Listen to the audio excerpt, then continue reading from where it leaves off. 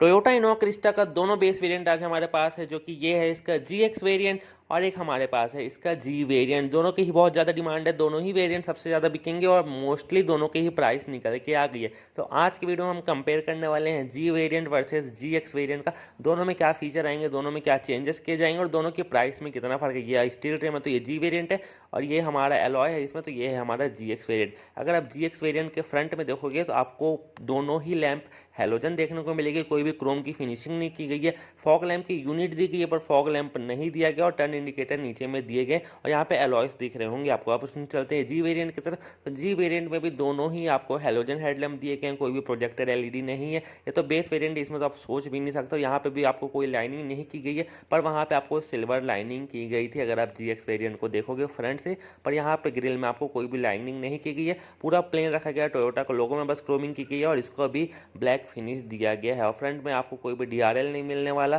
Projector headlamp हो गया और ना कोई LED हेडलैम्प, कुछ नहीं मिलने वाला। ओनली आपको हेलोजन हेडलैम्प देखने को मिलने वाला है। क्रिस्टा की बैजिंग देखने को मिल जाएगी, फॉग लैम्प की हाउसिंग देखने को मिल जाएगी। GX वेरिएंट में भी आपको फॉग लैम्प देखने को नहीं मिलेगा और सेम आपका GX वेरिएंट की तरह यहाँ पे क्रिस्टा लिखा हुआ रहेगा और कुछ भी चेंजेस नहीं किया गया है। और यहाँ पे आपको एलॉय व्हील तो नहीं मिलने वाले, पर 16 इंच के आपको इसमें स्टील ट्रिम जरूर मिलेंगे। और ये हमारा GX वेरिएंट है, इसमें आपको 16 इंचेस के एलॉय व्हील जरूर देखने को मिलेंगे, जो कि डायमंड कट तो नहीं होने वाले, पर आपको एलॉय व्हील देखने को मिल जाएंगे। फ्रेंड्स, इसका लुक कुछ ऐसा, जैसे कि मैंने कहा था कि वहाँ पे सिल्वर लाइनिंग नहीं दी गई है जी वेरिएंट पर। यहाँ पे आप देख सकते हैं फ्रंट पे टोयोटा के लोगों के पास आपको सिल्वर लाइनिंग दी गई है, वो क्रोम नहीं है, ओनली लाइनिंग की गई है। ना तो इसमें आपको DRL देखने को मिलेगा, ना आपको LED हेडलैम्प, ना प्रोजेक्टर देखने को मिलेगा। तो फ्रंट से इसका लुक कुछ ऐसा दिखता है और जी वेरिएंट का लुक कुछ ऐसा दिखता है। पर दोनों वेरिएंट में एक सिमिलरिटी आपको जरूर देखने को मिलेगी, जो टर्न इंडिकेटर है वो आपका ORVM मीटर पे ही देखने को मिलेगा। दोनों ही वेरिएंट में आपको 1 लाख रुपए तक का फर्क देखने को पड़ जाएगा। G से GX अगर आप ट्रांसफर करते हैं तो आपको सोच समझ के लेना होगा कि आपके लिए बेटर कौन सा है। तो उससे पहले हम इसके इंटीरियर में बढ़ते हैं, इसका इंजन हम चेकआउट कर लेते हैं। तो दोनों में ही आपको सेम इंजन देखने को मिलेगा, जो कि 2.4 लीटर यानी कि 2400 सीसी का डीजल इंजन होने वाला है।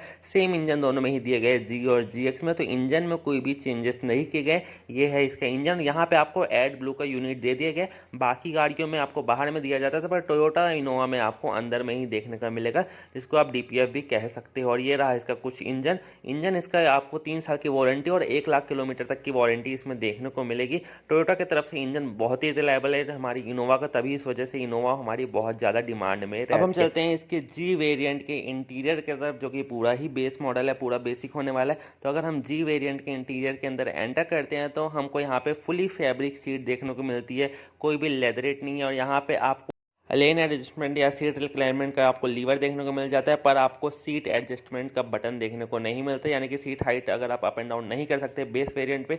और यहाँ पे आपको इसको पूरे पावर विंडो के बटन देखने को मिल जाते हैं। और साथ ही में अगर आप नोटिस करोगे तो यहाँ पे आपको Chrome door handle inner side में नहीं मिलता, ये आपको प्लास्टिक मटेरियल में ही देखने को मिलता है। और अगर हम इसके मीटर को देखें तो यहाँ पे आपको कोई भी इंफोटेनमेंट सिस्टम देखने को नहीं मिलता, मैनुअल AC देखने को मिलेगा।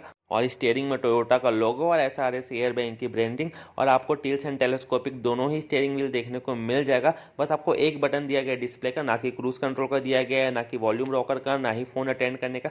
कोई भी बटन आपको स्टीयरिंग व्हील पे देखने को नहीं मिलेगा। वहीं अगर हम इसके MID पे नोटिस करें तो वहाँ पे थोड़ा सा सेटिंग का ऑप्शन जहाँ लिखा हुआ है वो आपको थोड़ा सा MID के डिस्प्ले देखने को मिलेगा, जहाँ पे आपका ट्रिप A ट्रिप B आपकी फ्यूल इकोनॉमी सब कुछ वहाँ पे आपको शोकेस कर देगा। फ्यूल इकोनॉमी तो शोकेस नहीं करेगा, पर आपको बाकी पूरी चीज़ें वो आराम से कर देगा। जैसे कि हम यहाँ से कंट्रोल करेंगे तो वो आपको पूरा आउटपुट दे देगा, आपकी गाड़ी कितना चली है, एवरेज कितने का निकाल के दे रही है, रेंज कितना बाकी है, सब कुछ आपको ये बता देगा। भले ही छोटा सा, पर काम की पूरी चीज़ आपको ये आराम से बता देगा। वहीं से इसको सेट कर सकते हैं। और अगर हम इसके इंफोटेनमेंट सिस्टम की तरफ नज़र डालें तो वहाँ पे आपको कोई भी स्क्रीन देखने को नहीं मिलेगी। ओनली आपको टाइमिंग के लिए एक डिजिटल क्लॉक दे दिया गया है, जो कि आपको टाइम बता देगा, और सिंपल सा ही रखा गया। और एक भाई का कमेंट आया था कि इनोवा क्रिस्टा डीजल में 2 लीटर में 20 किलोमीटर चलती है, आपका क्या मानना है? अगर आपको भी लगता है इनोवा का एवरेज कितना है आपके हिसाब से, तो आप नीचे कमेंट जरूर कीजिएगा। अब हम चलते हैं इसके GX वेरिएंट के इंटीरियर की तरफ। तो ये रहा हमारा GX वेरिएंट का इंटीरियर।